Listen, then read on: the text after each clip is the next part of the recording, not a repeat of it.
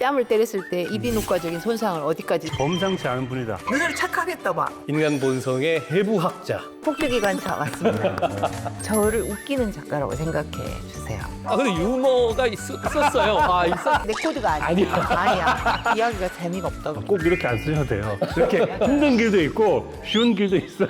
쉬운 길이라뇨. 예. 작품 속에 숨겨진 이야기를 들어보는 시간. 문학 감상회. 안녕하세요, 이적입니다. 네, 안녕하십니까. 소설가 김중혁입니다. 자, 오늘도 어김없이 돌아왔습니다. 책 속의 난감하고 아찔한 상황들을 저희가 먼저 맛보는 시간. 북 스포일러입니다. 네, 책 속의 주인공들이 마주한 극한의 선택지를 저희가 굳이 골라야 하는 밸런스 게임인데 오늘은 조금 다르게 진행한다고 그러나요? 오늘 이야기 나눌 작품의 내용이 아무래도 좀 다크하지요.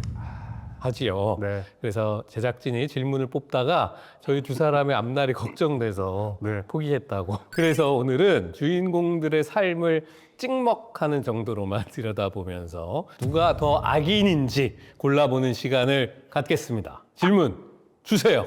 본인의 기준에 어긋나면 조정이라는 명목으로 아내와 딸을 무지막지하게 폭행하고 사고로 자신의 딸을 죽인 남자와 그의 아들을 7년 동안 지독하게 쫓아다니며 복수하는 남자 A. 우발적 사고로 아이를 죽이고 아이의 아빠로부터 쫓기는 상황에 닥치자 목숨보다 소중한 아들을 살리기 위해 한 마을을 수몰시키는 남자 B. 그러니까 지금 이렇게 훅 들으면 A가 명백한 악인인데 지금 B도 그냥 우발적 사고라는 말이 사고가 있었으나 그 사고로 아이가 목숨을 잃은 게 아니라 살인 행위. 그렇죠. 그러니까 한 좀- 마을을 수몰하면 왠지 크지 않은 일처럼 보이지만 지금 맞아요. 그 마을에 있는 사람이 다 죽는 거예요. 네. 그러니까 엄청나게 많은 사람을 자신의 선택으로 죽이는 사람인 거죠. 집단적 살상일 네. 수 있지. A, B. 뭐라고? 나 이거 혈액형 이렇게 묻는 거 알죠? AB형? 예. 나는 O형 그러면. A, B형. 아 이거는 어려운 문제예요. 난 A. 예. 어떤 사람이 더 신랄한 악인인가라고 물어보면 그 의도와 폭력성과 집요함 때문에 악을 쫓아다니는 사람이기 때문에 A가 정말 조금 더 악인이 아닐까라고. 뭐 소설에 묘사된 것도 훨씬 더 사악하게 보이는데 이게 약간 정의란 무엇인가 같은 책에 나오는 철학적 질문입니다. 트롤리의 역설 같은.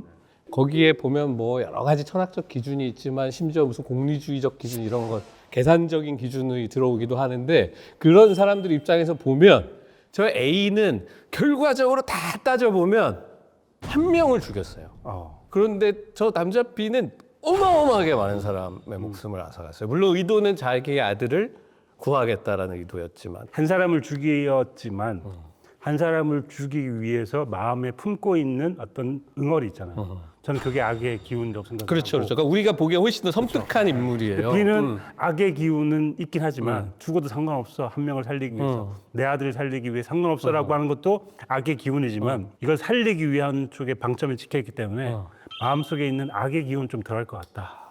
그래서 저도 당연히 시작할 때 A가 더 사악한 인물이라고 하였으나 우리가 정서적으로 사실은 저 B에 굉장히 의탁하게 되면서 쫓아가게 된단 말이에요. 근데 그 사람이 사형을 당한다는 말이에요. 근데 그것이 한쪽 면에서는 짠하기도 하나 생각해보면 정말 큰 사회적 재앙을 일으킨 인물이기도 한 거죠. 그래서 정말로 악마 같은 인간이 행하는 악행도 있지만 이거 사고인데 혹은 난 내 아들을 구해야겠는데 하면서 행하는 행위들이 결과적으로 사회적으로 엄청난 악이 될 때도 있다. 이 사람은 진짜 북스포일러네. 사형당하는 얘기를 벌써 해버리고. 하긴 첫 문장이 사형당하는 게 나오는구나. 첫 문장이 나는 내 아버지의 사형 집행입니다. 그렇지. 뭐 이런 스포일러는 아니겠네요. 문장입니다. 예, 강렬한 그런 작품이죠. 머릿속에 그 장면들이 생생하게 그려지기 때문에 그 소름이 돋으면서 이 작품을 읽으신 분들이 많으실 겁니다. 이 작가님은 단순한 악인을 그리는 걸 넘어서 인간의 아주 가장 어두운 본성을 정말 치밀하게 파헤치는 광부인 것 같아요. 예, 어떤 눈으로 세상을 바라봐야 이런 압도적인 세계관과 서사를 만들어낼 수 있을까요? 범상치 않은 분이다. 근데 그것만은 확실한 것 같습니다. 남다른 상상력과 치밀한 묘사로 독자를 힘들게 만드는 오늘의 주인공 모셔보겠습니다.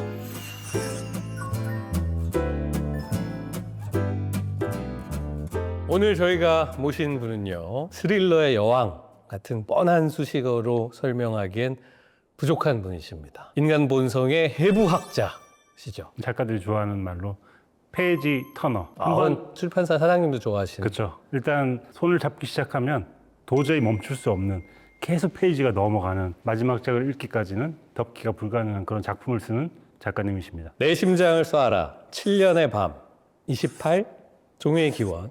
지니. 완전한 행복. 영원한 천국 등 치밀하게 설계된 플롯 위에서 전력 질주하며 독자를 벼랑 끝으로 몰아넣는 폭주 기관차 정유정 작가님 모셨습니다. 어서 오세요. 네, 안녕하세요. 폭주기관차 맞습니다. 아유, 반갑습니다.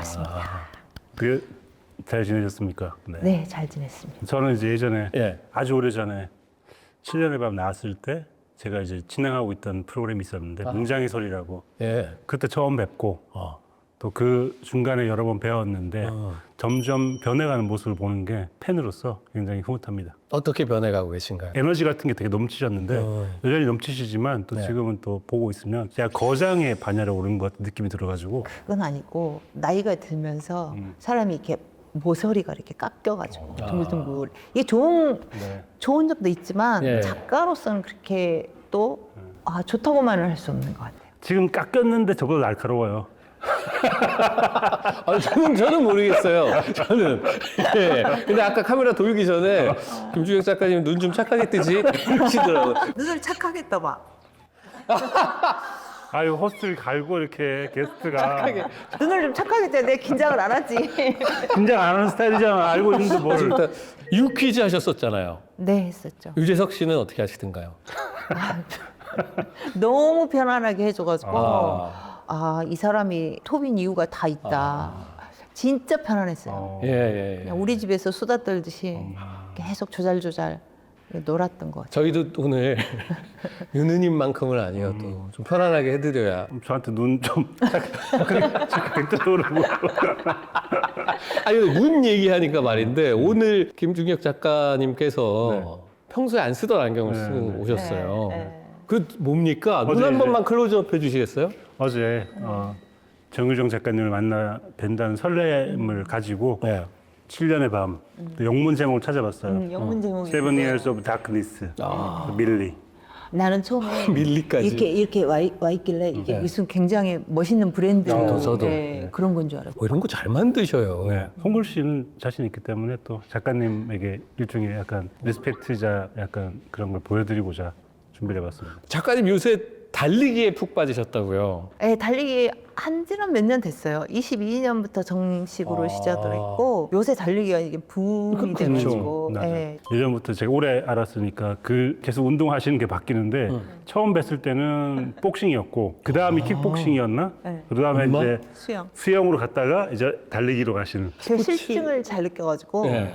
하나를 한 10년씩 그게 못해요. 한 3년, 4년 하면 종목을 바꿔줘야 되는. 약간 달인이 돼서 나 이거 마스터했다 이러고 넘어가는 건 아니시죠? 아니 그건 아니고요. 네.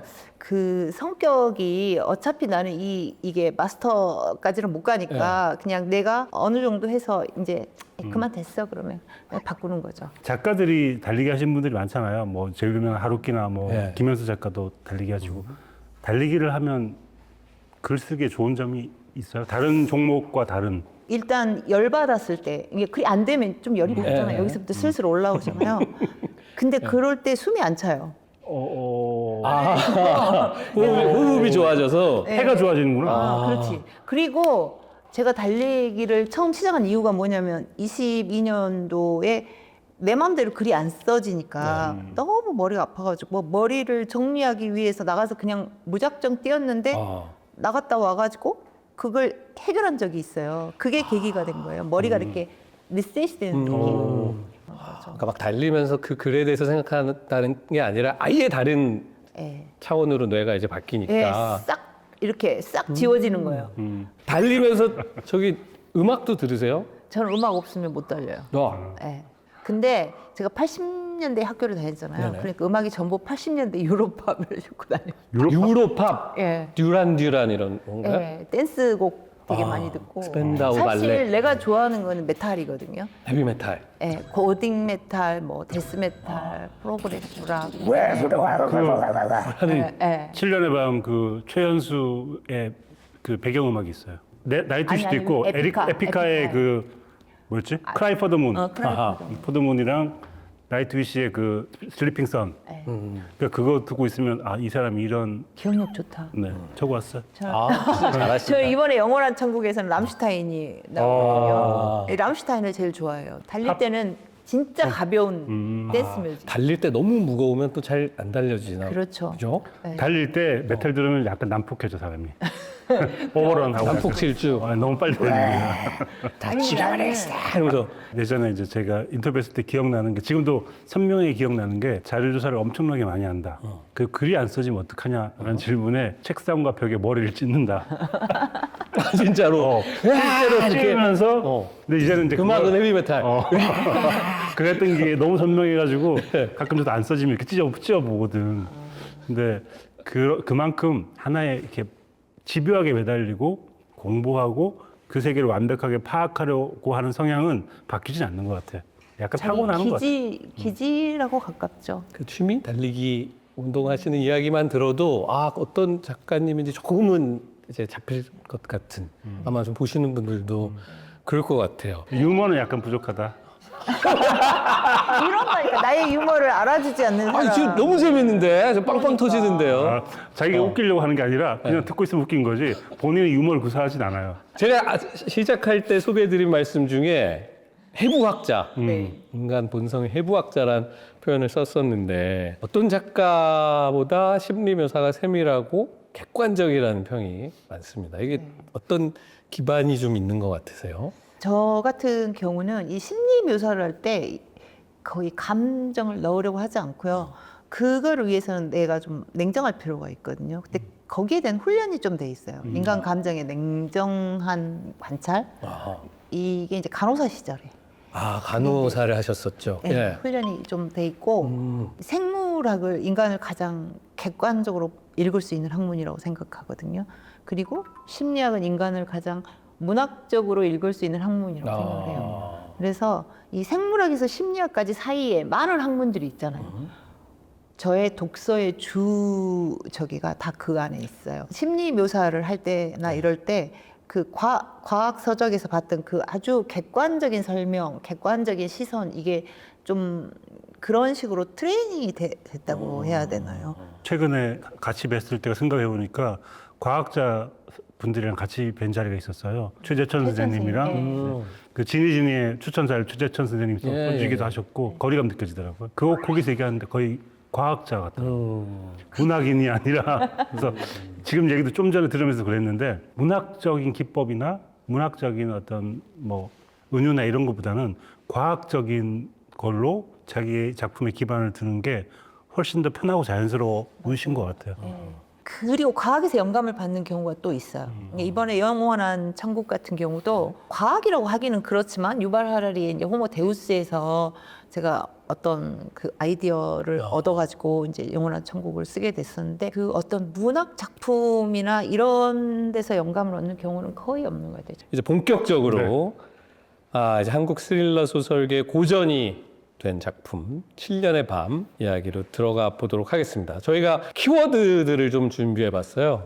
키워드 토크로 진행할 텐데요. 과연 어떤 키워드가 준비되어 있을지 하나씩 확인해 볼까요? 이 7년의 밤의 주 무대가 세령마을, 세령호, 세령댐 특이한 공간이에요. 그리고 이 공간이 약간 외부로부터 조금 완전히 격리는 아니지만 좀 폐쇄적으로 닫혀 있는. 이 공간을 처음에 설정하실 때 그 공간이 이제 사람들의 어떤 공포나 긴장감을 극대화시킨다라고 보시는. 예, 그렇죠? 일단 저는 공간에 대한 기준이 몇 가지 있어요. 일단 첫 번째는 이야기가 이야기되는 공간이라 해야 돼요. 물리적 무대가 돼야 된다는 거죠. 그 사람이 바로 지금 일상을 영위하고 있고 그 사건이 어떤 중심적인 사건이 일어나는 바로 그 무대여야 되고 두 번째가 이 무대가 주인공의 어떤 내면 세계를 은유할 수 있어야 돼요. 이걸 갖추면서 이미 있는 어떤 그 공간을 가져오기는 되게 어렵거든요. 내가 만드는 게 편하지. 아.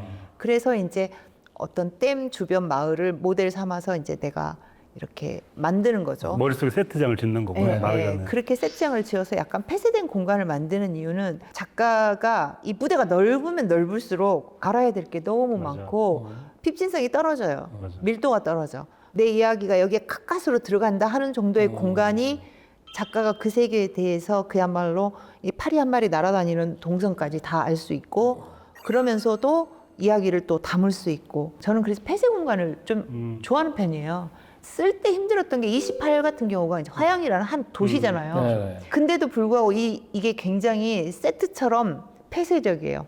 딱 그 포인트만 나오지 뭐가 이렇게 넓게 펼쳐지지 않거든요. 네. 자세히 들여다보면 항상 이런 폐쇄 공간에서 사건들을 다루는 편에 속해요. 내가 이 소설을 쓸 때 묘사든 뭐든 간에 일단 밀도를 높이기 위한 하나의 방편? 7년의 밤 보면 지도 있잖아요. 지도는 이제 편집부가 그렸다고 되어 있지만 작가님이 스케치를 하셨겠죠 먼저. 네, 스케치북에 스케치를 들여서 일러스트레이터가 이제 그림을 그려준 작가님이 건데 그림을 그려준 거죠. 그거 그리실 때는 그러면 이제 뭐 거리 뭐 걸어가면 몇 분 네. 그런 거 다 이제 계산해가지고 하시는 거잖아요. 네. 그걸 할 때 약간 쾌감 같은 게 있는 거죠.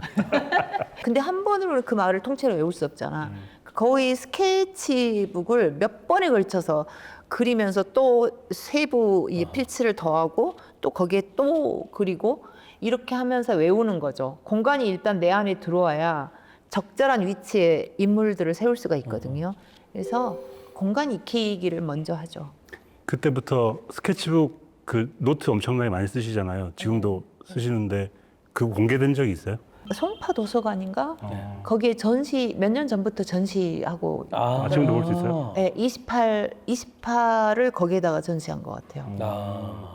그런데 저 궁금했던 게 이걸 다시 보면서 세령 마을은 이렇게 가상의 무대로 하시면서 그 고향 시민으로서 일산은 왜 실제 지명으로 나오는가? 그냥 신도시라 그러면 신도시고 중산층의 상징이었기 맞아, 맞아. 때문에 그때 일산을 내가 했던 것 같아요. 그것도 거리가 상관이 있을 것 같은데 왜냐하면 생각하신 이 세령 마을의 위치가 있을 텐데 산본이나 화성도 사실은 신도시가 있는데 거기 너무 가까우니까 제가 뭐 좀 멀리 가는 네, 걸로 멀리 생각하시니까 가야 돼. 네, 일산인 맞아요. 거죠. 그러면 이 세령마을은 대충 어디쯤에 있을 거라고 생각하셨을까요?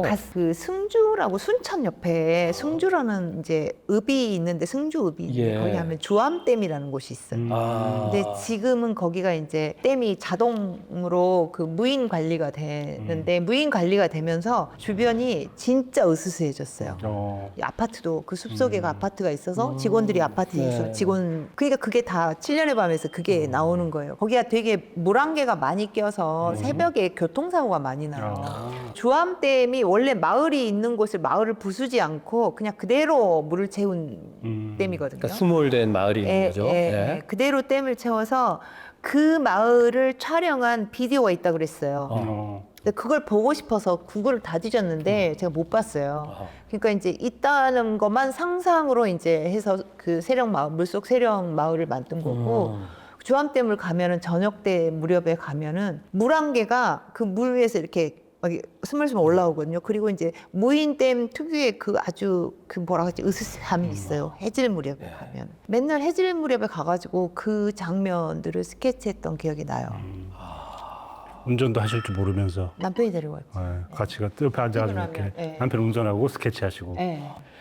그러면 순천 옆에서 일산이면 정말 멀죠. 예. 그 정도 돼야 최현수가 밤중에 일을 저지르죠. 최현수가 그 긴 시간 동안의 운전을 기억 못하고 제정신이 아니고 올라왔다는 게 그게 너무 끔찍한 것 같아요. 이렇게 막 실제 지명들을 들으니까 더 손에 잡히듯이 보이는 것 같습니다. 쓰시는 시간이 있고 그 전에 공부라고 말씀하시는 자료조사와 취재의 시간이 있으시다고 하셨는데 이거 몇 프로를 나누긴 애매하겠지만 시간적으로는 어떤 것 같으세요? 이분 나누실 수 있어. 37% 글쓰기. 아 진짜로? 그 비싸죠.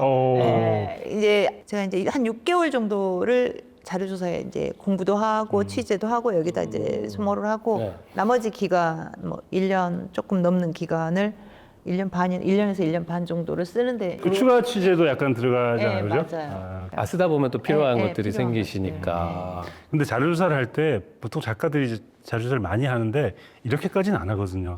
그러니까 예를 들면 어디 가서 직접 체험을 한다든지 예. 그 세계를 알고 싶어가지고 그 세계의 원리를 알기 위해서 그 사람들과 함께 머문다든지. 근데 그런 거를 하는 마음은 완전히 이 세계를 장악하고 싶다는 마음인데 그걸 못하면 불안한 거예요. 뭔가 실수가 있을 것 같고 그리고 실수를 누군가 짚어냈을 때에 굉장히 부끄러울 것 같은 느낌. 그쪽 방면 사람이 이건 실제로는 이렇게 이건 말이 안 아니야. 되는데 뭐 이러면 그러면 모르는 채로 쓴 거야. 예. 뭐 이런 느낌이 오면은 부끄러울 것 같아. 근데 내가 자료조사를 했는데 틀렸어. 그럼 나는 열심히 했지만 그 부분에서 틀렸네요. 이러면 좀 덜 부끄러울 것 같은 느낌. 또 가장 중요한 게 뭐냐면 자료 조사를 해서 내가 그 세계에 대해서 어느 정도 알고 있으면은 통속성, 상투성 이런 것을 피하는 가장 좋은 방법이 지식이거든요. 뭔가를 많이 알고 있으면 그래도 그걸 조금 피해갈 수 있고. 근데 또 자료 조사를 너무 오래 하면 자료에 깔려가지고 죽어요. 28 할 때 내가 그 경험 했잖아요. 바이러스에 대한 공부를 해야 된다 보니까 바이러스에 대한 공부를 너무 많이 한 거예요. 더군다나 내가 좋아하는 거기 때문에. 또 간호학 전공하셨고. 네, 그래요. 너무 좋아하는 거기 네. 때문에 그걸 막 이렇게 하다 보니까 소설을 그래 써놨는데 제 소설을 읽어주는 지인들이 가끔 하나씩 있다 그랬잖아요. 뭐 의학 논문이냐고. 쓸데없는 것들이 이렇게 많냐고. 이야기가 재미가 없다고. 조사했으니까 써먹긴 써먹어야 될 것 써먹어야 같으니까. 그래서 아는 걸 다 써야 된다는 생각을 버려 그러더라고요. 그래서 싹 버리고 다시 썼다는. 완전히 갈아엎으셨군요. 예, 저는 소설을 바꾼다 하면은 그거를 놔두고 고치는 스타일이 아니고요. 그냥 버리고 다시 쓰는 스타일이거든요. 그럼 그 첫 번째 그 갈아엎은 첫 번째 작품 또 어디 남아는 있죠? 버려요, 그냥. 삭제해버려요? 예. 왜? 왜냐하면 아니, 그걸 왠지, 놔두면 네. 또 똑같은 잘못을 되풀이해요. 다시 쓰기로 한순간 그냥 지워버려요? 예. 다 지워버려요. 엄청난 결단이다. 이거 몇 달을 또 투자하신 거잖아요. 그 쓰는 데만. 컴퓨터 잘 못 하시잖아요. 어디 남아있어? 휴지통 비우기 이런 거 안 했으면 포렌식. 남아있어. 휴지통에 남아있어, 그냥. 한국 문학의 자산이야 이건. 버리면 안 돼. 갈아엎었다 그러면 없앴다는 얘기. 그리고 대단하시다. 소설가를 꿈꾸는 많은 여러분 꼭 이렇게 안 쓰셔도 돼요. 이렇게 힘든 길도 있고 쉬운 길도 있어요. 쉬운 길이라뇨. 맞아요. 예. 그게 내가 조금 그 성격 자체가 쓸데없는 데 매달리는 그게 좀 있거든요. 그래서 나처럼 하실 필요는 없어요. 아니 근데 정말로 그것 때문에 이 작품의 수많은 장면들이 실제로 있었던 일처럼 육박해 오는 것이 엄청나게 크죠. 그래서 저는 보면서 예를 들어 뭐 댐 안에 그 조정하는 그런 곳에 대한 설명 같은 거 있잖아요. 사실 그렇게까지 구체적이지 않아도 될 것 같고 어떤 사람들은 쓱쓱 넘기겠지만 그 쓱쓱 넘기면서도 이 안에 이런 게 있고 이런 버튼이 있고 뭐 이걸 하면 어떻게 되고 그것들을 통해서 이 공간이 되게 실제로 있는 공간으로 느껴져요. 그게 복선이 돼요. 그렇죠. 마지막 장면에서 오영재가 그걸 어떻게 컨트롤을 하는지를 내가 설명할 필요가 없어요. 마지막 저는 소설을 쓸 때 절정에서 설명 들어가는 걸 되게 싫어하거든요. 그러니까 앞쪽에서 그게 다 나와야 돼. 그래서 마지막 장면에 가서 그게 그냥 탁탁탁 행동만 쓰면 되는데 그래서 내 소설이 진입장벽이 있다고 하는 것 같아요. 사건이 일어나지 않고 좀 설명해야 되는 시간이 있다. 복선을 깔고 네. 그러면서 또 나중에 우리 김중혁 작가가 비웃는 유머도 깔아야 되고. 근데 유머가 있었어요. 있었습니다. 있었어요. 맞아요. 연애할 때 현수와 은주가 그렇죠. 처음에 연애하고 이럴 때. 양탄자. 뭐 그런 그 굉장히, 장면. 유머가 있었구나. 또 있다고 하니까 한번 봐봐. 다 뒤져봐야죠. 세령마을에 들어가서 이야기를 해야 돼. 그럼 세령마을이 어떤 곳인지를 알려줘야 되고 독자 입장에서는 그걸 인지하고 습득해야지만 이야기를 따라갈 수 있기 때문에 초반에 약간 그걸 진입장벽이 당연히 있죠. 근데 진입장벽을 넘어서기만 하면 그때부터는 내가 마치 이 마을의 주인공인 것처럼 주민인 것처럼 이야기를 읽을 수 있으니까 장단점이 있는데 이렇게 많이 팔린 걸 보면 장점이 훨씬 크다. 훨씬 큰 거. 근데 그 진입 장벽을 나는 없애고 싶어가지고 노력을 진짜 많이 하거든요. 그러니까 쪽에서 어떻게 해서든지 분산해서 이렇게 그 극 속에다가 이제 이렇게 그 상황 속에다가 슬쩍 아무도 눈치 못 채게 네. 집어넣어 볼까. 요새 유행하는 말로 녹여내는 네. 방식으로. 그걸 잘 녹여내시기도 하는 게 일단 첫 문장을 세게 쓰시잖아요. 첫 문장을 세게 쓰기 때문에 이 무슨 얘기지? 하고 따라가게 돼 있어요. 그러니까 머릿속에는 그 첫 문장의 강렬함 혹은 첫 번째 설정의 강렬함이 있기 때문에 그걸 가지고 진입 장벽이 높아도 이걸 넘어가야지 그 답을 알 수 있으니까 그건 저는 좋은 전략이라고 생각이 들었습니다. 이 첫 문장이 나는 내 아버지의 사형 집행인이었다. 어쩌자는 거야?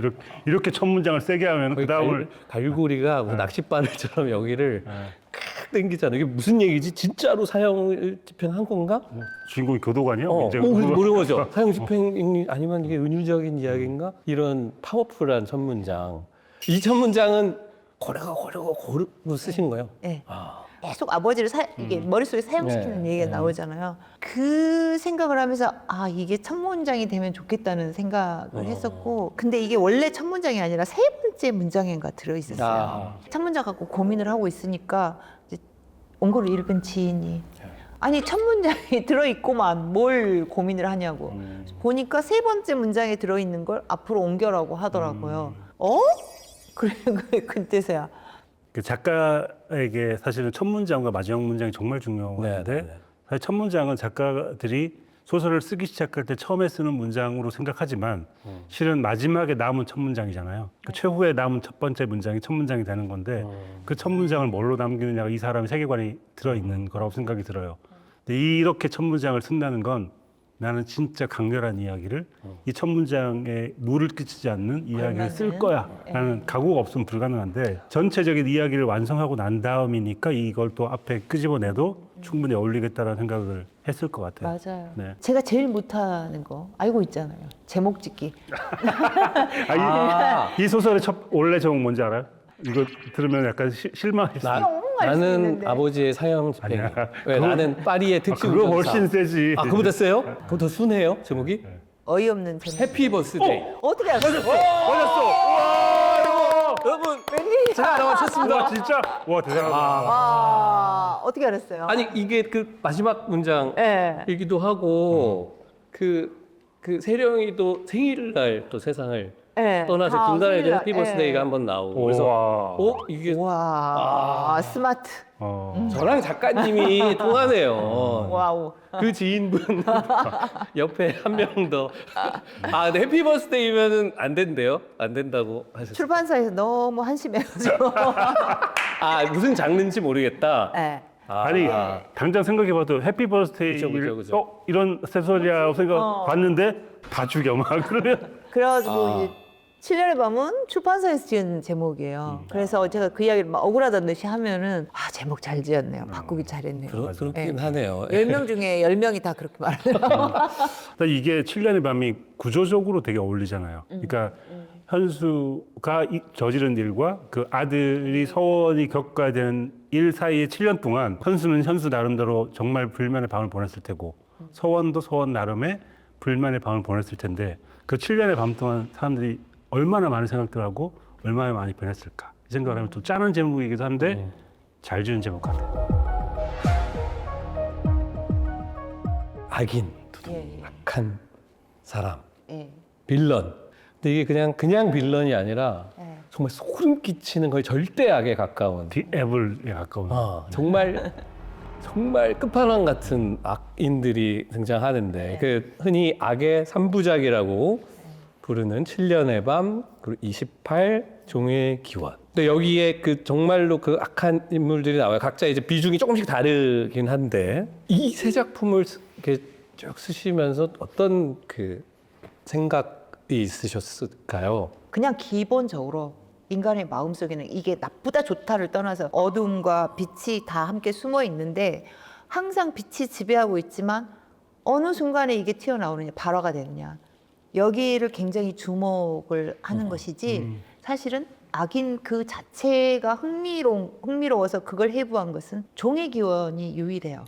종의 기원만 악인 그 자체를 해부하기 위해서 그 머릿속으로 들어갔다 나왔고 하지만 종의 기원의 유진도 생각해보면 절대적 악인으로 태어난 것이 아니라 엄마의 보호나 뭐 그 악이 생성되기까지 이야기를 다루고 있긴 하잖아요. 작가님 생각하는 절대악, 태어날 때부터의 순수한 악이 있는 게 아니라 네, 맞아요. 상황을 통해서 어떤 악이 발현된다. 그 네, 발현의 맞아요. 순간을 나는 포착하고 싶다. 네, 맞아요. 그 생각을 하시는 것 같아요. 종의 기원도 그러니까 구조적으로 타고난 것과 부모의 어떤 억압적인 성장 환경 이게 합해졌을 때 발화가 된다. 저는 종의 기원에서는 그렇게 봤던 것이죠. 오영재 같은 경우는 가장 근원적인 악인데 저는 악인을 자기 한 일이 옳다고 생각하는 사람이 악인이라고 생각해요. 우리가 보기에는 분명 그게 잘못된 일이에요. 근데 자기는 그게 옳은 일을 했다고 생각해서 잘 옳은 사람이라고 생각, 그게 진정한 악인이라고 생각하고. 그래서 교정이라는 말을 쓰는구나. 그렇죠. 그 악의 3부작을 관통하는 그 인물들, 이를테면 7년의 밤에 오영재, 네. 그리고 28의 박동해. 동해. 네. 동해가 제일 그냥 100% 싫죠. 감정이 여기는 뭔가 뭐 다 싫지만 더 싫어 막. 그러다가 아니 종의 기원에는 아예 주인공이자 화자이자 1인칭 유진 입장에서 써내려가잖아요. 이야기를 네. 하는 대로 가잖아요. 문학을 하시는 작가님 입장에서는 그래 내가 3인칭으로 더 설명하다가 그래 내가 한번 얘를 진짜 말 그대로 빙의하듯이 들어가 보자 하실 수 있을 것도 같아요. 네. 너무 힘들진 않으세요? 그냥 저는 예. 거리 두는 게 아니라 그 안에 들어가서 이제 그 사람이 되어서 살죠. 밖에를 안 나오니까 이제 쓰는 동안에는 무서워하는 사람 우리 남편이지. 그렇지. 네. 그때도 남편이 힘들어한다고 그랬어요. 네. 무서워하는 사람 우리 남편이지. 네. 나는 힘들지 않아요. 이 소설에서 내가 나쁜 짓을 해도 감옥 안 가잖아. 작가 감옥 안 가잖아. 그러니까 신나게 나쁜 짓을 하는 거죠. 악인의 기질에서 인과성이 있는 나쁜 짓을 할 것이냐에 골몰을 하지. 사실은 처음에 3번 정도를 실패했어요. 그러니까 완전히 들어가는 것에. 그래서 하다 보면 그 자아가 방해를 해요. 내 이제 기본적으로 교육받은 자아가. 4번째에는 진짜 그걸 완전히 딱 깨게 되더라고요. 3번 시도하니까 깨지더라고요. 우리 자아가 얼마나 형편없는 줄 아세요? 그냥 금방 깨지더라고요. 그래가지고. 근데 7년의 밤에 오영재를 쓸 때는 좀 달랐을 것 같은 게 이제 7년의 밤에는 1인칭과 3인칭이 교차하고 종의 기원은 1인칭으로 쓰는데 1인칭으로 쓰면 보통 감정적인 사적인 문장이 나와야 되잖아요. 근데 오히려 1인칭은 굉장히 차갑고 7년의 밤에 3인칭을 자세히 보시면 3인칭을 빙자한 다양한 인칭이야. 왜냐면 3인칭으로 쓰다 갑자기 욕이 나와. 맞아. 선명한 캐릭터의 강렬함이 3인칭을 뚫고 나오는 거야. 맞아. 너는 내 리스트에 3번째로 올리겠다. 뭐 이런 사실 거. 이걸 다운플 해줘야 되는데 그렇게 하지 네. 않고 그 3인칭이 기묘한 3인칭이어서 제가 보기에는 전무후무한 3인칭 아니었을까. 오영재를 쓸 때는 의외로 절제를 그래도 덜 했어요. 근데 이제 종의 기원에서 유진이를 쓸 때는 네. 절제, 굉장한 절제가 필요했죠. 맞아요. 왜냐하면 얘는 자기 합리화의 달인이거든요. 맞아요. 오영재 같은 경우는 1인칭 같은 3인칭이고 종의 기원의 유진이는 3인칭 같은 1인칭이고 그렇게 생각하시면 될 것 같아요. 작가님 생각하시기에 그러면 유진, 박동해, 오영재, 현수까지 넣어서 이 4명의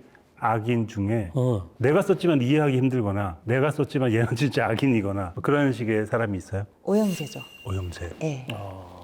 전혀 동정이 안 가요. 동정심이 1도 안 가고 모든 게 왜냐하면 너무 위선자예요. 최소한 유진이는 위선자는 아니야. 그러니까 사이코패스긴 하지만 위선자는 아닌데 오영재는 진짜 위선자예요. 자기 자신까지 기만하는. 그래서 저는 오영재가 가장 악인이라고 생각하고 현수는 악인이라고 생각 안 해. 광인이라고 생각해요. 광인. 그래도 이 미쳐 있는 사람이 아들이라는 자기 인생의 가장 소중한 가치를 지키기 위해서 자기 모든 걸 다 던지잖아요. 그래서 최현수는 악인이라기보다는 광인이고 오늘 다루는 작품으로 좀 한정돼서 보자면 악인과 광인 한 명의 독자로서 장르 문학과 순수 문학 양쪽에 다 발을 딛고 있게 하는 큰 이유 중에 하나는 최현수라는 캐릭터 때문이다. 네. 이 최현수를 어떻게 이해해야 될 것인가 아마 각자 나름 독자들만의 판단이 있을 것이고 혹은 저처럼 끝까지 판단을 유보하는 분들도 계실 텐데 악인과 광인이라는 말씀이 굉장히 마음에 와 닿습니다.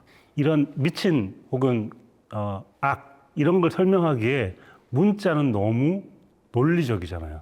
작가는 이 문자로 논리로 이걸 설명을 해야 돼. 그러는 순간 악으로부터 멀어지는 느낌이 들거든 저는. 저는 그래서 선택을 하는 게 네. 설명보다는 극화를 택하거든요. 상황 하나를 툭 던져주고 독자에게 판단하게 하는 거죠. 그래서 이제 예를 들면 오영재가 그 폭력을 가할 때 몽치로 이렇게 턱이 덜걸거리는 걸 후려친다든지 이런 묘사를 보고 있으면 막 어우 씨, 아 이게 악이구나 느껴지는데 그게 순수한 묘사였기 때문에 그런 표현이 가능한 거네요. 감정이 들어가 있지 않은. 그렇죠. 저는 그런 거 묘사할 때 되게 재미있거든요. 근데 저는 이거 약간 유승환 감독의 액션씬 같은 거야. 그치. 진짜 막 모서리 찍히고. 이런 거 들고 이렇게 때리는데 막 갈비뼈 부러진 소리 나고 막 이러잖아요. 그리고 그 이렇게 딱 찍히는 느낌, 네. 예, 뭉클하게 꽉 찍히면서 뿍 하고 이렇게 파고 들어가는 느낌이라든가 이런 거를 표현하는 게 재미있어요. 근데 그게 이제 보탬이 되는 것이 제가 이제 중환자실 간호사였거든요. 그러니까 이제 그런 인체의 이런 어떤 우리가 이렇게 뺨을 때렸을 때 이 이비인후과적인 손상을 어디까지 입힐 수 있는가. 야 무섭다. 이비인후과적인 손상. 무서운 말. 이런 것들을 생각을 할 수가 있는 네. 건데 독자들이 그걸 되게 잔인하게 한다고 그래서 저는 되게 깜짝 놀랐던 게 있어요. 나는 수위를 조절해서 이 정도는 뭐 심의를 그냥 통과할 수 무난하지. 있을 거다. 마음속 자체 심의를. 심의를 예, 통과했네. 자체 제 검열을 통과했어요. 아. 근데 독자들은 그게 아닌 거예요. 갭이 있는 거예요. 너무 와닿아서. 네, 나는 해부학적으로 알고 있고 어떤 느낌인지 알고 있고 가령 살을 가르는 느낌도 알고 있을 거 아니에요. 나는 그냥 글 쓰는 거예요. 근데 독자는 모르고 있으니까 충격이 오잖아요. 그 갭이 너무 큰 거예요. 그래서 반성했어요. 그런 문장이 있어요. 신문 기사에서 이제 이 기사는 활자의 조합이 아니었다. 갈비뼈 밑으로 쑥 들어오는 찔러 넣은 쓸러 넣은 칼날이었다. 네, 세상의 칼이었다. 이거는 은유인데도 그러니까 보통은 그냥 폐부를 찌르는 칼날과 같았다. 말의 칼날이 아니라 정확히 갈비뼈 밑이거든요. 그러니까 이게 서늘하게 느껴지는 거예요. 그냥 은유로서의 칼이 아니라 여기로 지금 들어오는 네, 칼. 일이 들어오는 칼. 근데 그런 식의 묘사할 때 재밌다. 네, 재밌는 거예요. 다른 캐릭터 얘기 잠깐 하자면 여기 최연수, 오영재 말고 그 아들인 최서원 아저씨. 아 진짜 전 이 사람이 약간 사기꾼일지도 모른다는 생각을 끝까지 하다가 결국은 좋은 사람이었어요. 근데 그 안승환 그리고 엄마인 강은주 이런 캐릭터들이 있는데 마음이 좀 더 쓰이는 캐릭터 은주요. 엄마. 네. 저는 강은주를 쓸 때 제일 어려웠고 제일 신경을 많이 썼어요. 이 여자의 억척스러움이 이가 갈리면서도 동시에 연민이 느껴지는 그런 캐릭터로 만들고 싶었거든요. 끝내고 나서도 되게 막 마음이 많이 쓰였어요.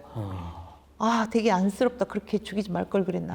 그런 생각도 많이 들었고. 이 구조를 한번 생각을 해보면 3인칭, 1인칭 약간 말씀드렸지만 사실 이야기로서의 이야기 같기도 하거든요. 왜 안승환을 소설가로 했을까? 일단 서원의 이야기로 시작을 하는데 서원도 자세히 알지 못해요. 모든 전말을. 너무 네. 애기였으니까. 그리고 그걸 조금씩 알게 되는 과정을 겪게 되고 그걸 알려주는 사람이 안승환이야. 네. 근데 안승환도 다 알지 못해. 맞아요. 안승환은 또 현수로부터 어떤 정보를 얻게 되고 네. 근데 최종적으로 이 이야기를 완성시킨 사람은 누구냐면 오영재지. 오영재야. 네. 오영재가 자기 강원주를 죽인 이야기를 첨가함으로써 모든 이야기가 완성이 된다는 게 모든 사람들이 자기 이야기를 함으로써 이게 전체가 완성된다는 큰 구조를 그리신 게 아닐까. 네, 맞아요. 그죠? 그렇게 된 거죠. 네. 아, 역시 작가님들끼리의 이 대화가 너무 좋네요.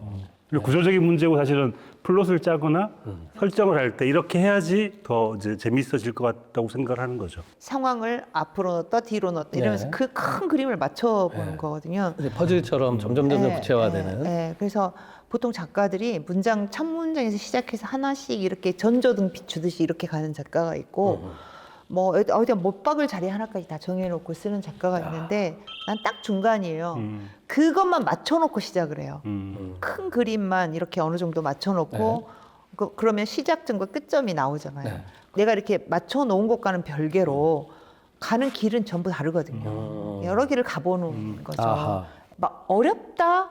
이거는 강훈주 파트 빼고는 거의 없었고 일단 그 궤도에 올라가니까 이야기는 오케스트라 연주하듯이 이렇게 돌아가더라고요. 너무 재밌으셨을 것 같아요. 굉장히 어려운 그렇죠. 일이지만 이게 막 이제 알아서 움직이는 이렇게. 지경으로 막 이제 가면 네, 이게 잡혀지니까. 네. 이게. 그러니까 소설 후반부에 가면 갈수록 어떤 문제가 생기냐면 소설가들이 앞쪽에 설정해 놓은 것들을 처리를 다 해야 되는데 잊어버려. 그 숙제를 자기가 내놓고 자기가 힘들어해. 떡밥을 이제 회수해야 회수해야 돼. 되는데 네. 진짜 잊어버리는 분들 계시잖아요. 네, 그래서 맞아요. 메모지에 그거 다 적어놓잖아요. 해결해야 될 문제들이. 그러니까 내가 잊어버리면 안 되는 해결해야 될 문제들이 점점 늘어나. 저 같은 경우는 소설을 끝내고 나서 뒤에서부터 읽어요. 한 장씩 네. 뒤에서부터 읽으면 이야기가 엉망진창이잖아. 그러면서 거리가 이렇게 벌어지면서 뭔가 매듭이 안 지어진 부분, 저 앞에 씨앗을 심어놓고 여기서 추수하지 않는 부분, 이런 부분들이 잡히거든요. 네.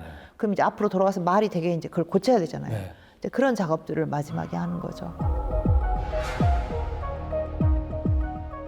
그 최연수 아버지와 아저씨 안승환이 준비한 마지막 무대를 통해서 사실을 알고 서원이는 아버지를 이해하고 용서했을까요? 저는 용서의 차원이 아니라 받아들였다고 생각해요. 자식에 대한 사랑이 인생의 최대의 가치였던 사람이에요. 그러니까 최연수의 선택은 자기 인생의 가장 소중한 가치를 위해서 나머지를 다 희생시킨 사람이거든요. 그러니까 어떻게 보면 굉장히 큰 악인이고 이 서원이는 양쪽을 다 보고 있는 거죠. 그렇게 큰 죄인이면서 동시에 자기를 인생에서 가장 큰 소중한 가치로 생각해 자기를 지켜냈던 아버지의 사랑을 동시에 다 수용했다고 저는 봐요. 그 많은 사람을 죽인 이유가 자기 때문이잖아요. 자기 때문에. 그러니까 내가 없었으면 그 사람들이 죽지 않았을 것 같다라는 죄책감도 있을 테고 내가 아니었다면 아빠가 그런 죄를 짓지도 않았을 것이다. 그 죄책감을 어떻게 견뎌내느냐. 네. 사실 그게 이제 마지막 부분의 중요한 주제인 것 같더라고요. 못 견뎌내죠. 그 평생의 상처로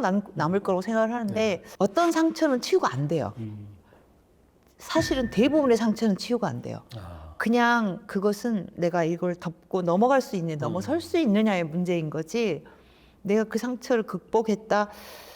저 같은 경우는 안 돼요. 작가님의 이 소설의 구조를 보면 어떤 상처는 극복할 수 없고 받아들여야 되는데 그냥 받아들였을 때 가끔씩은 그 극복하지 않고 숨겨두었던 상처가 들쑤셔지면서 그게 악의 시초가 되기도 하잖아요. 맞아요. 그냥 묻어둘 것이 아니라 그게 악으로 변질되지 않으려면 어떤 조치를 취해야 되는데 서원은 어떤 조치를 취하는 걸까요? 안승환이 있잖아요. 안승환이 사랑을 가르쳐줬잖아요. 직접 아버지 역할을. 약간 하면서. 해독제 같은 거네, 그렇죠. 안승환이. 인생을 그 감싸주고 외롭지 않게 해준 사람이 안승환이잖아요. 안승환이라는 존재가 어떻게 보면은 굉장히 판타지적인 존재거든요. 네. 근데 그게 꼭 필요했던 이유가 있어요. 내 입장에서는 이 서원이한테 사랑을 줄 상대가 필요했던 거예요. 어떻게 보면은 그런 사람이 이 세상에 있을 수 있을까라고 이제 물을 수도 있어요. 근데 문학적 허용이라고 생각해 주시면 좋을 것 같아요. 이게 없다면 서원이 인생이 너무 쓸쓸하지 않은가. 그렇죠. 너무 가혹하죠. 처참하고, 예. 네. 그런 생각이 들었어요. 근데 저는 안승환이라는 존재가 저는 중요하다고 느꼈던 게 안승환이 있는 자리가 독자들이 있는 자리랑 거의 비슷하다고 느꼈어요. 서원이에게 사랑을 주고 동정해주고 연민을 주고. 견뎌내라고 힘을 주고 싶은데 못하니까 그 안승환이라는 자리에 있는 사람이 우리 대신으로 서원이를 달래주는 역할을 하는 거라고 느꼈거든요. 그러니까 내가 얼마나 유머 감각이 뛰어나요. 그 안승환을 사랑하는 그 서원이의 마음이 네. 안승환한테 영양제를 갖다 주잖아요. 머리 부작용으로. 빠지니까 자꾸. 부작용으로 머리가 사자 머리가 돼. 안 먹으라 말아. 그 어디에 유머가 있어요. 있는 거예요? 등대마을에 있어요. 등대마을에. 유머 아니야? 아는데 어디에 그 유머가 있는 거지 거기? 굉장히 섭섭하다. 나를 웃기는 작가로 좀 이렇게 인정을 근데 해줬으면. 유머가 있긴 있는데, 그러니까 제가 아까도 말씀드렸지만 이렇게 긴박한 스토리 라인을 가지고 있는 소설에서 유머를 느끼기는 쉽지 않아요. 사람들이 일단 읽으면서 긴장을 하고 있거든요. 네. 유머를 느낄 여유가 없어요. 나중에 두 번 보면 오히려 유머를 느끼겠더라고요. 그러니까 이번에 제가 다시 보는데 네. 생각보다 웃기고 재미있는 요소들이 많았구나 이번에 알게 됐어. 이런 작품 사실은 두 번 보면 훨씬 재밌죠. 맞아요. 예. 근데 유머를 잘하는 작가를 저는 제일 부러워요. 그래서 김경욱 작가를 굉장히 내가 부러워하는데. 경욱이요? 네, 김경욱 작가. 경욱이도 그렇게 그닥 유머가 있다고? 아니 나와 유머가 상통해. 일맥상통해. 그래요? 예. 여기 우리 또 유머 하면 또 김중혁 작가님이신데. 근데 김중혁 작가와 이 이기호 작가는 내 코드가 아니야. 아니야. 재미가 없어요. 코드는 김경욱 작가. 그게 안 웃긴 작가님들. 저는 저희 1차원적 유머를 좋아하고 비판 어떤 유머 스타일. 그렇죠. 저는 뭐 이렇게 약간 쓰러지고 스랩스틱 이런 거 좋아하고 뭐 그렇거든요. 저는. 아니 그 승환 얘기를 하니까 저는 속으로 서원이를 이용해서 결국은 책을 팔아먹으려는 작가일 수도 있고 이런 생각을 거의 후반까지 저는 하면서 갔거든요. 아마 저 같은 사람들 꽤 있었을 거예요. 사람을 왜냐면 못 믿어. 작품 자체가 그러니까 왜 이렇게 잘해주는지 서원이도 약간 의아해할 정도니까. 근데 결국 그것이 진심의 선의였다는 걸 느끼고 그게 굉장한 희망으로 다가왔고 만약에 이 인물이 없었으면 이 작품이 이만큼 대중들의 사랑을 못 받았을지도 몰라요. 네, 너무 어두운 걸로 그냥 끝나버리니까. 그 우리 인생에서 희망이 하나쯤 있잖아요. 네. 우리 인생 그런 존재가 인간일 수도 있고 뭐 다른 어떤 것일 수도 있는데 그게 꼭 필요하다고 봤고 그래서 안승환이라는 존재가 굉장히 중요하다고 저는 생각을 했어요. 이 작품에 또 보면 중요한 부분은 아니지만 이 작은 형, 결국 입양한 형이 그 형일 텐데 이 승환이의 문학적 재능을 발견해서 막 우쭈쭈쭈 해준 그 사람이 레이먼드 챈들러 팬으로 예. 나와요. 예. 그래서 막 그 아버지가 뭐 챈들러인지 히틀러인지 막 이런 장면도 나. 그게 유머 아닙니까? 거기서 웃었어. 그죠. 웃었어. 많이 웃었어 거기서. 그 정도는 됐구나. 나 그런 거 좋아하거든. 28회도 보니까 잠깐 챈들러 이야기가 나오더라고요. 네, 맞아요. 그래서 제가 오죽 문학 감상회를 열심히 준비하면 오랜만에 저기 빅슬립 다시 밀리에 있습니다. 자, 명작. 오. 챈들러 중에서 빅슬립 좋아하세요? 아니 그냥 일단 그뭐 롱굿바이와 빅슬립 중에 뭘 다시 보면서 여기를 들어가야 되나 딱 보면서 생각해서 아, 이 작가님이 약간의 오마주 같은 팬심을 고백한 예, 맞아요. 것이고 그렇게 생각하니까 아 되게 속독감 있고 군더더기 없는 것도 하드보일드의 예. 문체와 예. 작가님 문체가 이렇게 중첩이 되면서 예리하다. 예. 문체를 레이먼드 챈들러에게서 공부를 되게 많이 했어요. 그 사람의 철학이 필요한 것만 쓴다, 필요하지 않은 건 쓰지 않는다예요. 굉장히 간결하고 그 사람에게서 그 누아르적인 문체 그러면서도 꼭 필요한 것만 쓰는 그걸 이제 많이 배웠죠. 그리고 또 박범진 선생님이 그런 말을 한 적이 있어요. 선명하지 않은 것도 선명하지 않아야 한다라고 말하신 적이 있어요. 그러니까 안개가 우리 모호하잖아요. 모호하고 몽환적이잖아요. 이 몽환적인 풍경도 아주 선명하게 그려내서 선명하지 않게 보여야 한다는 거예요. 몽환적으로 이렇게 선명하지 않은 마음. 얼버무린다고 되는 게 아니다. 그렇죠. 이렇게 뭐 애매모호하다 퉁치고 지나갈 게 아니고 360p가 아니라 4K로 모호한 걸 보여줘야 한다. 그렇죠. 그 말이거든요. 이게 레이먼드 챈들러 같은 경우는 뭘로 입문을 했냐에 따라서 그 책을 가장 사랑한대요. 뭐 빅슬립일 수도 있고 네네. 뭐 저 같은 경우는 안녕 내 사랑으로 입문을 했거든요. 그래서 안녕 내 사랑을 저는 최고로 칩니다. 레이먼드 챈들러스러운 소설은 쓴 적이 없네요. 네. 내용적으로. 추리 탐정이 소설 안 나온다든지 쓰죠. 추리에 대해서는 관심이 없어요. 저 같은 경우는 스릴러를 쓰는 이유가 나는 스릴러를 써야겠다 해서 쓰는 게 아니라 인생이 송두리째 뒤집히는 그 순간에 대해서 이제 순간에서 시작을 하거든요, 이야기를. 그럼 이 사람이 파멸로 가는지 이 순간을 극복하는지를 독자에게 저는 보여줘야 될 책임이 있는 거예요. 그래서 그 형식에 가장 알맞는 게 스릴러 형식일 때가 많아요. 그래서 추리소설은 아직까지 써본 적이 없고 이 책을 읽는 독자와 이 작가, 이 이야기 사이에 연결 통로가 끊어지면 스릴러는 그 생명이 끊어지는 거예요. 끝까지 주인공에게 이입을 해서 이 사람이 나쁜 놈이든 좋은 놈이든 끝까지 이입을 해서 끝까지 보게 되는 그게 이제 스릴러인 거죠. 굉장히 매력 있다고 생각하는 이유 중에 하나가 그런데 그러니까 우리보다 정보가 적은 것 같지만 개개인의 캐릭터들이 헛다리를 잘 안 짚어요. 네. 그러니까 저는 그때 우리는 많은 걸 알고 있는데 얘네는 자꾸 잘못된 추리를 하고 있으면 서로 그럼 답답하잖아요. 그럼 저는 덮거든요. 이건 반칙이다. 너무 답답하니까. 근데 보면 대부분 그럴 듯한 추리를 하거든요. 근데 그 부분이 이 작품 굉장히 이렇게 저한테는 새로운 부분이었어요. 서서히 조여가는. 네. 그런데 각자 자기의 추리로 서서히 조여서 한쪽에서 만나게 네. 되는. 그러니까 근데 오류를 많이 그러니까 배제하고 이야기를 구동시키는데 합리적인 추리들을 해나가니까 이 정보의 비대칭성이 생각보다 덜한 거죠. 작가가 치사해 보이지 않아요. 하지만 작가가 경찰을 못 믿는다고 느껴지는 게 헛다리 짚는 유일한 존재가 경찰이에요. 경찰이에요. 맞아요. 그 바보 같은 경찰이 계속 나와요 또. 똑같은 경찰이 그쵸, 그 그쵸. 뒤로 계속 그 사람을 계속 돌려서 썩는 거예요. 예. 이번에는 예.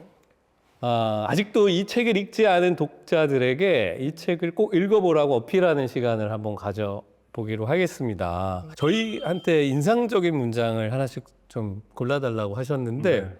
일단 작가님. 네, 이 소설의 톤이 이거였구나를 알게 되었던 후반부에 있는 문장인데요. 나는 서원의 이야기입니다. 나는 아버지의 영정을 반듯하게 잡고 취재진 복판으로 걸어 들어갔다. 그러니까 결국 이건 서원이 아버지를 받아들이고 그걸 그냥 잡고가 아니고 반듯하게 아버지를 제대로 인정하겠다는 의미였던 것 같고 취재진에게도 아니야. 취재진 복판으로 세상과 맞서 싸우겠다라는 의지 같은 게 보여가지고 서원이 과거를 어떻게 받아들이고 미래의 어떤 각오를 다지는가가 이 짧은 한 문장이 다 들어있는 것 같아서 저는 이 문장이 되게 좋더라고요. 저는 사실 이거 문장으로 하기도 짧은 단어 얘기이지만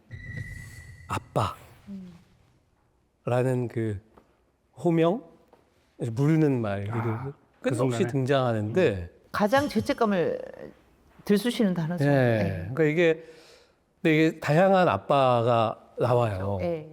제일 가슴 아픈 아빠는 그 사고가 나고 그 세령 애가 왜 그랬는지 모르겠으나 아빠라고 한 그 순간 이 현수의 뭔가가 고장나잖아요. 예, 고장나는 거죠. 그래서 이 아빠라는 말이 뭐 긴 말도 아닌데 끊임없이 그 어떤 환상과 악몽 속에서 이렇게 오는 소리들이 이걸 뭐라 그러죠? 너무 원초적인 거여서 더 소름이 계속 돋는 거예요. 이 내용 안에 뭐 엄청난 뭐가 있는 것이 또 아닌 것 같은데 그래서 저는 이 소설 굉장히 청각적인 소설이라고 생각하거든요. 사실은 오징어 게임보다 훨씬 이전에 무궁화꽃이 피었습니다. 이 소리가 정말로 어떤 그 악몽 속에서 약간 기괴하게 울려 퍼지는 그런 장면들이 이제 몇 번 나오는데 그런 것들 볼 때 또 청각적인 이게 확 오죠. 굉장히 소설가적인 선택이고 뮤지션의 선택. 선택 같은 딱 두 음절 아빠로 이 많은 것들을 느낀 거고 저는 이제 문장의 의미로 느낀 거고 아빠라는 호칭이 정말 수십 개예요. 이 안에서 그 그쵸. 파장을 불러일으키는 그 의미가 그래서 그걸 쓰면서 내 자신이 이 아빠라는 단어에 혼자 울컥한 적도 있어요. 그러면서 그 생각을 해요. 쓰면서 작가가 울지 않으면 독자도 울지 않아요. 저는 그렇게 생각해요. 그래서 내가 10번 울면 독자는 한 번 울어줄까 말까 하는 거거든요. 저 같은 경우는 제가 여기 심혈을 기울였던 문장이 있어요. 나는 빛의 바다에서 홀로 섬이 되었다인데 이게 프롤로그에서 마지막 적이거든요. 앞으로 이 서원에 어떤 일이 벌어질지 봐라. 지금 그 이야기를 프롤로그에서 해주고 있는 거거든요. 이 12살짜리 아이의 앞날에 얼마나 험난한 일이 벌어지느냐 하는 걸 어떻게 그걸 독자에게 이렇게 미리 이렇게 딱 안내를 해줄까 하다가 이제 그 문장을 쓴 거거든요. 독자를 이렇게 우리 훅이라고 그러죠. 굉장히 뭐라 그럴까 상업적인 용어인데 훅을 거는 예, 그런 이제 문장이죠. 아직 이 보시는 분들 중에 아직 안 읽으신 분들은 그렇게 안 읽기 쉽지 않을 것 같은데요. 여기까지 들으시고 나서는.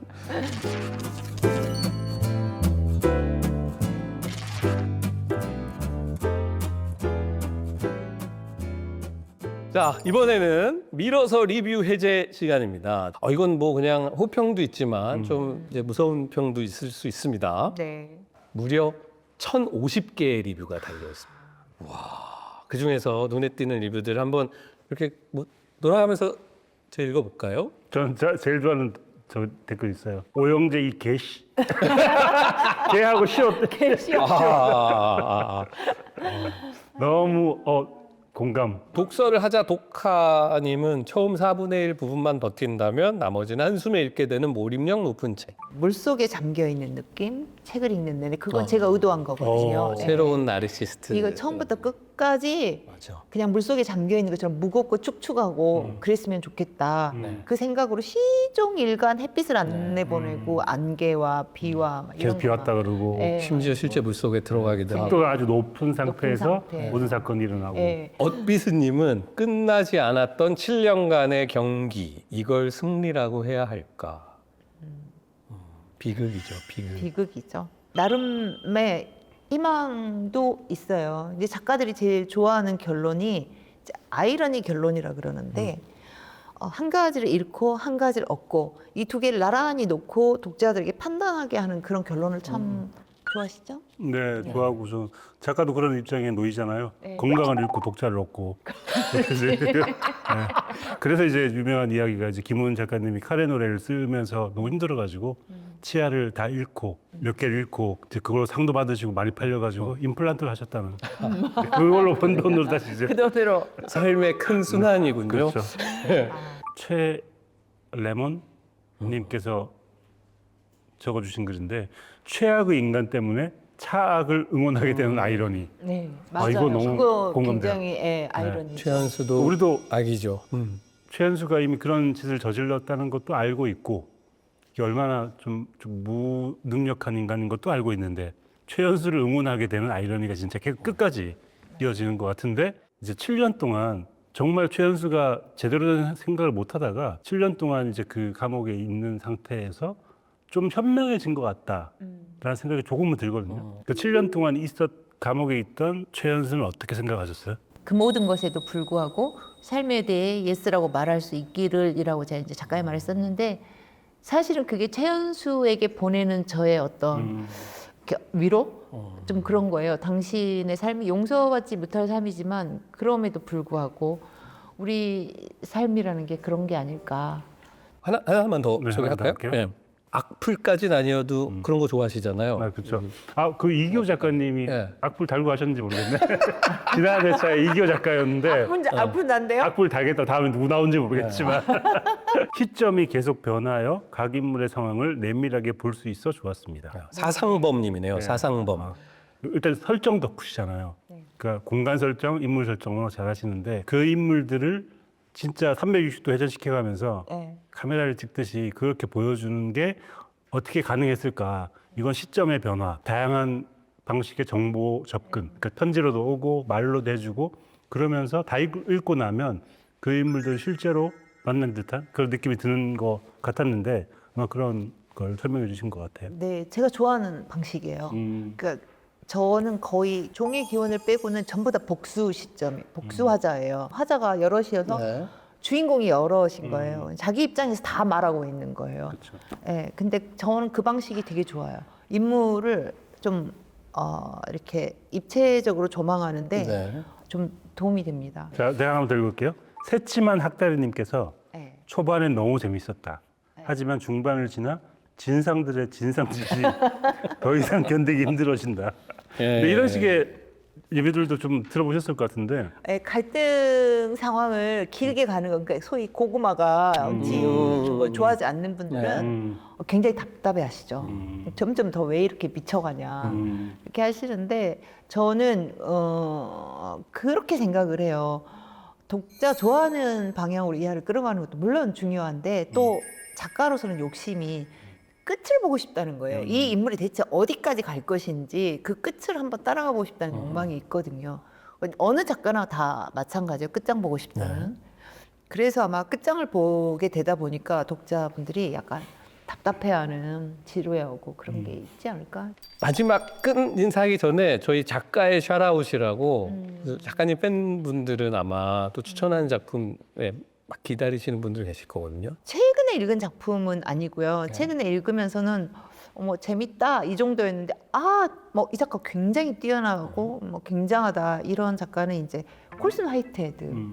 그 중에서 언더그라운드 레일로드를 좋아하거든요. 네. 이게 미국에서 있었던 가장 인상적인 역사적인 사건, 이 사건을 판타지적으로 풀었어요. 무겁게 풀지 않고요. 비극적인 사건인데 그 비극적인 어떤 상황 자체는 굉장히 고스란히 전달하고 장르의 판타지라는 장르 형식을 취하면서도 본격 문학을 하는 사람으로서의 그런 어떤 품격, 문장, 문체를 다 가지고 있거든요. 무엇보다 유머 감각이 있어요. 저는 꼭 보고 싶다. 또 어떤 부분에 또 유머를 느끼셨을지. 이분이 우리나라에 처음 소개된 소설 언더그라운드 레일로드인데 꼭 읽어보세요. 대작입니다. 네. 그 아까 말씀하신 유명한 실제 사건이라고 하셨는데 네. 그 사건 어떤 사건이에요? 이 분이 작가가 이제 흑인이에요. 이제 그러다 보니까 옛날에 흑인 노예 시절의 이야기거든요. 약간 그 과거와 현재 네, 왔다 갔다 그렇죠. 하면서 네. 네. 지금 아마 미국에서 가장 총명받는 소설가 중에 한 명이고 궁금하다. 최근작이 아마 니클의 니클의 소년들, 소년들. 니클 보이즈가 영화되기도 했었는데 그것도 재밌습니다. 되게 재밌고 감동적이에요. 오늘 아주 그 작가님 모시고 작품 이야기 그리고 작가론이랄까 그래서 삶 이야기까지 되게 다양한 이야기를 나눠 볼 수 있어서 너무나 값진 시간이었습니다. 이 앞으로 다음 계획은 어떤 계획이 있으세요? 이제 다음 소설을 써야죠. 내년 가을까지는 꼭 퇴고를 해야 돼요. 약속을 그렇게 했어요. 출판사. 내년 가을, 2027년 가을. 네. 세상에서 믿지 못할 것 중에 10개 중에 하나가 작가 약속이에요. 작가 약속이죠. 편집자도 안 믿는다. 그렇다고 하더라고요. 네. 제가 누군지 말을 못 하는데 네. 어떤 한 분은 네. 오래전에 계약이 되어 있는데 네. 그 계약이 너무 오래돼가지고 네. 그 중에 편집자 한 분이 절에 가셨어요. 스님이 되셨는데 사리가 나올 정도로. 그만큼 작가 약속이라는 건 믿을 게 못 된다. 그 사이에 아니 내년 그때까지 또 베를린에서 또 마라톤도 하셔야 되고. 네. 네. 올 베를린 가려면 훈련해야 됩니다.